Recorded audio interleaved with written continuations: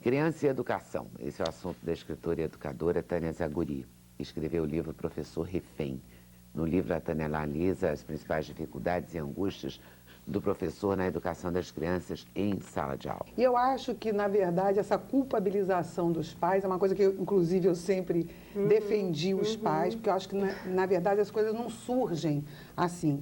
Essa citação, por exemplo, do Japão é sabidamente uma sociedade que existe essa competição, existe essa exigência dos pais, mas na nossa sociedade, pelo contrário, o que nós estamos vendo é exatamente, e eu comecei a escrever sobre essa questão dos limites há mais de 15 anos atrás. Eu sou fã do seu livro. Obrigada.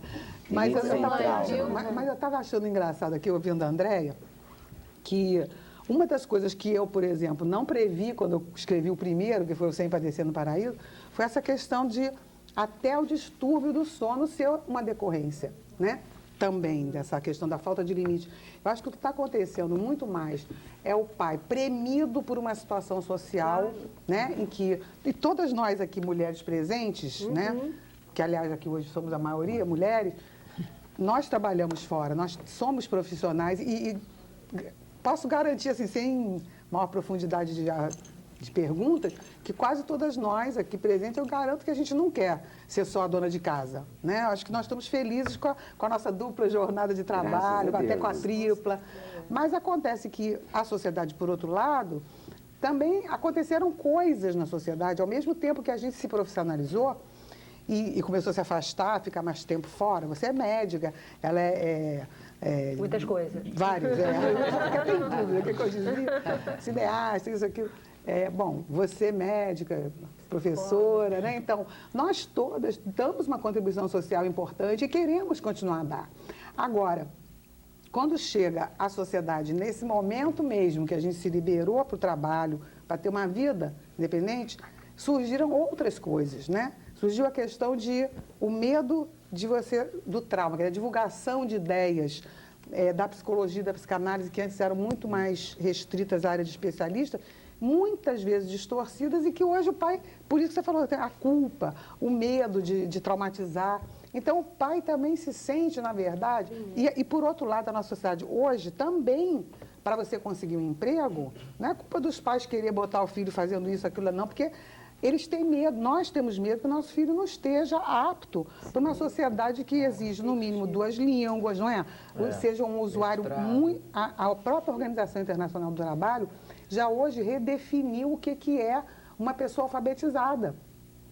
Segundo a OIT, não é mais apenas a pessoa que sabe ler e escrever bem, não. É ler e escrever bem, dominar uma segunda língua, além da língua materna, e ser um usuário eficiente, ao menos como usuário do computador. Então, porque nós que estamos aqui hoje, pais de classe média para cima, podemos nos dar até o luxo de discutir as mazelas que isso acarreta para os nossos filhos. Mas eu pergunto, e a maioria da população brasileira? Coitados, que não tem até muito espaço para brincar, jardim, né, na favela, tem jardim entre aspas, mas enfim, mas eles não têm as outras todas as coisas que a gente oferece. E, no entanto, a gente continua se culpando, se perseguindo, né? Então, acho que também a gente tem que ver um pouco que é um momento e que também as crianças têm forças. Eu gostei muito das colocações do Haroldo, porque ele coloca a força. Eu sempre falei isso. A gente hoje está fragilizando as novas gerações como se elas fossem de vidro, como se elas não tivessem capacidade de crescer, de entender aquela história do menino que foi consolar a avó, né? Às vezes eles nos surpreendem e às vezes a gente impede. Eu tenho um livro que chama Encurtando a Adolescência, porque hoje ninguém mais quer ser adulto, porque tá bom demais com os pais que nós somos, né? Hiperprotetores, e a gente ainda se culpa, né? Mas, Tânia, então, eu não sei se eu me expressei mal, na verdade não foi uma culpabilização, assim, eu inclusive me incluo... Eu não quis falar de você, claro, geral, eu acho importante, assim, eu me incluo porque eu sou mãe de 3, né, eu exatamente vivo essa dupla jornada também. Quando eu digo os pais acabam empurrando os filhos para o crescimento, muitas vezes é porque eles não têm outro jeito mesmo, porque eles precisam estar no trabalho, os filhos têm que crescer. Né? Eles precisam crescer. Mas olha, eles estão demorando, ao contrário, eles não querem. Mas essa dupla, essa tripla jornada também é uma escolha nossa. Quando a gente não quer Quando a gente não quer também ser só sim. dona de casa, não estou nem falando se a gente pode Pois viver Aí- sem aí esse salário, tá? lógico. Estou falando da escolha, assim, a gente não quer também.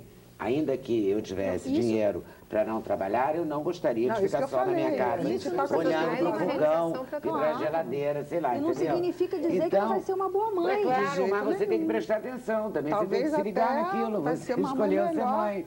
E você tá Se boa, fizer é essa uma opção, tripla né? jornada, mas Porque você não você tá vai feliz, distrair. lógico. E, não deu tempo, não vi, não sei. Não, o ruim é aquela Acorda mãe ali, que você tem trabalha o dia acordar. todo, aí chega de noite, está exausta e também não quer cuidar da criança, não quer dar atenção. mas tem que Aí cuidar, vai para tem que academia, ouvir. vai para o barzinho, né? É, Aí tem que sim. prestar prioridade, atenção, tem que entendeu? priorizar. Mas eu acho que a gente que fez uma escolha consciente, mas quando você volta para casa, você dá carinho, dá afeto. Claro. Mesmo que a gente viva essas circunstâncias das É. quais a gente não E pode vai correr fugir. risco também de não dar o afeto certo e tal, porque esse é o risco da Não, maternidade, mas da ninguém é paternidade. perfeito, né? Eu Porque acho que ninguém é surgiu essa perfeito. ideia, né, de que a gente tem que ser... Todo mundo erra. Tudo, né? A gente tem que ser Mas todo ele muito acerta bom mais do que sempre. erra. Mas eu acho que o pai tem que saber que... Porque na primeira hora o filho não vai querer desligar a televisão ou o computador para conversar com o pai. O pai tem que saber que vale a pena entrar nessa briga. É. Porque às vezes ele prefere não entrar na briga um pouco, quando eu digo assim, eu até digo por culpa mesmo, porque ele fica pensando, puxa, eu passei o dia inteiro fora, o menino estava aí, agora eu chego e vou atrapalhar? Não quer dizer uma- o não. não já quero- começa não a quero história dizer também. Também é não. mais fácil falar assim do que não, né, Amélia? A Mas gente sabe o que eu sabe. acho, Amélia? Eu acho que quando a gente dá a televisão, por exemplo, que hoje é uma coisa comum, como ela falou, né? Hoje cada um tem a sua televisão no seu quarto. Quando eu dou palestra, às vezes eu pergunto assim, gente, quem tem só uma televisão em casa? É impressionante, assim, são numa plateia de 3 mil pessoas, de 1.500 pessoas, uma, duas, por opção, né? Porque eu sempre digo, não vale quem estragou a televisão hoje, levou para o concerto. Então, quem tem uma só. Aí eu pergunto, quem tem duas, quem tem três, quem tem... Cada vez aumenta mais a proporção de pessoas. Então, você já imagina o que é uma família hoje? Por exemplo, quando uma família se desarmônica, é lógico, cada um entra pro seu canto, né? Ninguém se fala. Ninguém... Cada um no seu Então, quarto, ninguém briga. eu acho, quando você dá a televisão ou a internet, banda larga, para evitar até certas coisas que têm acontecido hoje em dia com nossos filhos, os nossos jovens, né? A gente tem que dar o pacote todo, não é só a televisão, e o pacote todo é também, como eu digo, é igual bula de remédio, tem que vir a prescrição do uso. Eu acho que isso é muito importante, os pais esquecem. Aí depois que o problema já aconteceu, é que vai descobrir, né? E as crianças e o colégio, os Pois professores? Essa é outra coisa também, que eu trouxe aqui. a gente lê cada coisa, né? E vê cada coisa na Não, isso aí televisão. já é consequência também, não só da falta de limite, mas também de toda uma situação social e que hoje eu tenho aqui o prazer de te entregar um livro que não é Professor sobre Refém. pais e filhos. Não hoje é eu sou sobre o limite, professora. hoje é o limite, Mas mas é é com o limite professor. também. Não é para a mãe, é para o pai. Exato. Esse professor refém é alguém que Esse livro, bom, eu escolhi esse título pelo seguinte, isso foi um estudo, esse livro levou 3 anos e meio sendo feito, né, até do dia que eu concebi, que é começar o projeto, até o dia que ele chegou nas livrarias, foram 3 anos e meio. Eu entrevistei cerca de 1.200 professores em todo o Brasil para ouvir exatamente, porque a gente sabe que a educação no Brasil está, especialmente na escola básica, que é o ensino fundamental e o ensino médio, está decadente, em decadência ainda, né? Está cada ano pior. Os próprios estudos nacionais e internacionais têm mostrado um Brasil, em termos de escola, não só pública, mas também privada, com resultados cada vez piores. E a gente estava falando aqui da necessidade cada vez maior da competitividade por causa do mercado de trabalho, né? Então, mas como eu ouvia sempre as pessoas culpabilizando demais, assim como antes se culpabilizava pai e mãe, aí, meu Deus, tudo é culpa do professor. Parece que o professor resolveu não ensinar porque ele não quer, né? Eu falei, será que é um complô? E eu resolvi que isso não era possível. Eu tenho 36 anos de sala de aula, de magistério. Falei, eu conheço professores que vão dar aula, a gente sem ter o que comer, né? Isso é verdade de Brasil. E aí eu comecei a fazer esse estudo em 42 cidades, 1.200 professores, 22 estados brasileiros. Porque eu queria dar ao professor um espaço para ele dizer o que ele está vivendo. Quais são o que está sendo difícil, né? Eu gostei de vir. Falei, você deve ter votado no Cristóvão Buarque, né? Que você falou que educação é em primeiro lugar. Aí ele votou no Cristóvão. É uma pessoa maravilhosa que valoriza a educação, mas será que a gente sabe o que o professor está passando em sala de aula? Né?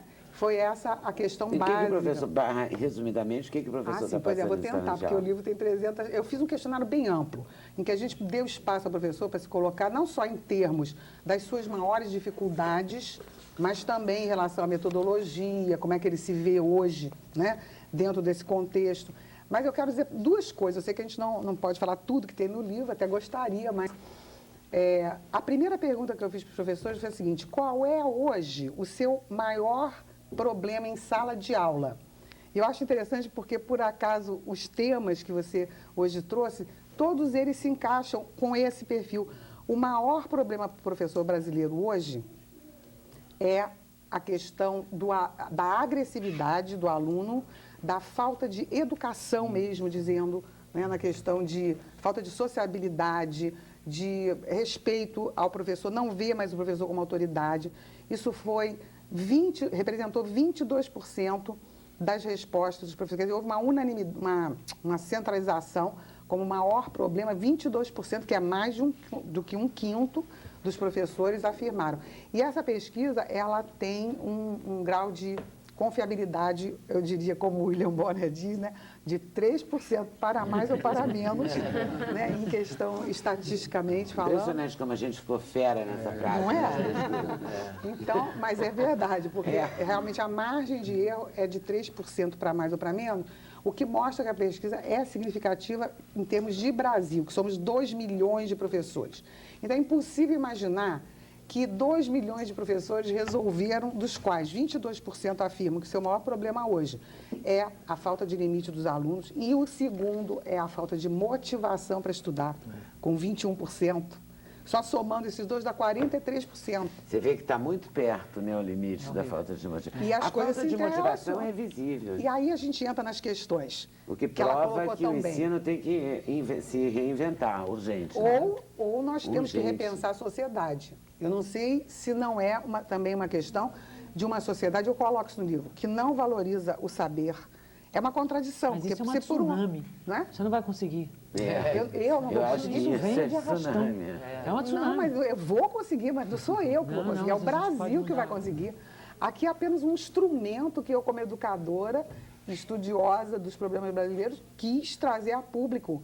E já apresentei a autoridades brasileiras de alto nível de poder decisório. Espero que realmente ajude. Agora, o principal que eu acho é porque ele revela as mazelas da educação. Por exemplo, as medidas educacionais que se colocam em prática são, às vezes, absurdas. E, obrigatoriamente, a professora Amélia sabe disso muito bem, são fadadas ao fracasso. Claro. Por exemplo, uma coisa que eu digo muito assim, imagina você, Leda, você tem uma profissão, um trabalho aqui, até hoje foi assim, com um contrato assim. Imagina alguém chegar para você aqui na TVE, de repente, e dizer assim, olha, de hoje em diante você não vai fazer mais o teu programa, não, você vai também produzir, vai ao mesmo tempo que apresentar, você vai para trás das câmeras, você vai editar. Mas o que vai acontecer? Vamos supor que você aceitasse esse absurdo, né? Supondo que você aceitasse, você não concorda comigo que imediatamente a tua qualidade de trabalho ia ter que fracassar em algum setor? Ou ia baixar tudo um pouco, ou você ia ter que largar de mão alguma coisa. Alguma coisa sai prejudicada. Você acha que o professor está sobrecarregado? O professor, com certeza, está tendo que assumir uma série de tarefas para as quais ele não está preparado. Isso. Por exemplo, aqui citou-se a questão da educação sexual. Se são só tarefas ou condições de trabalho. Sem falar disso. A condição de trabalho que eu acho que é pior. Né, porque ele tem que se sujeitar. Eu vejo isso, muitas vezes as pessoas chegam no meu colégio e dizem assim, você não imagina, você vive numa bolha. Porque quando a gente vai dar aula por aí é uma coisa vaga. Você tem que se sujeitar, porque o aluno é o seu patrão. Cada aluno é seu patrão. Agora você veja você entrar numa sala com 30 patrõezinhos. No ensino privado... Acabou sua autoridade já... Quando você entra, você já não tem mais autoridade. Aí entra a questão do limite. Hoje um pai tem mais coragem de ir na escola reclamar com o professor do que reclamar com o seu filho, que fez uma coisa indelicada ou que xingou o professor. Você acredita, Amélia, hoje os professores eles fizeram depoimentos impressionantes. Ô, Tânia, antigamente, a gente que mandava um aluno sair de sala se ele fizesse uma coisa séria, né? Uma falta de respeito, ou estivesse perturbando demais. Hoje em dia, ele sai de sala sem te avisar. Ele joga as coisas para o alto e diz assim, isso aqui, desculpe as pessoas, isso aqui está um saco. Levanta e sai da sala. E o professor está de pés e mãos atrás. Daí o título, professor refém. Olha Porque só, no mês passado, eu tive uma aluna a quem a gente impôs limite. Sabe o que aconteceu? Quando a gente chamou a mãe disse, eu não vou aí, eu vou tirar do colégio. Exatamente, olha. Era isso que eu estava dizendo. Aqui no livro a gente mostra isso. Olha que dó que dá dessa menina. Exatamente. Pois a menina, o pai não pertence. a menina pegou um trabalho de outro e roubou. Roubou, entregou como dela. Exatamente. E a gente chamou a atenção e suspendeu a menina um dia. E chamou a mãe para conversar. Para mostrar que era uma coisa imprópria você roubar o trabalho da outra. O que a mãe fez? Disse assim, então vou tirar ela do colégio. Acabou.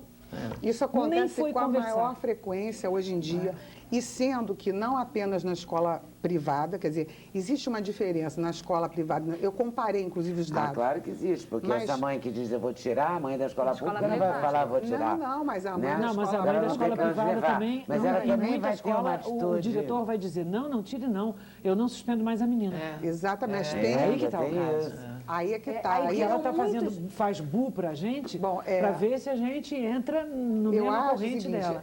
Eu até falo muito da questão da escola de qualidade, até digo no livro, olha, se você fizer esse tipo de pressão e o diretor ou a professora ceder, é sinal que a tua escola não é de qualidade.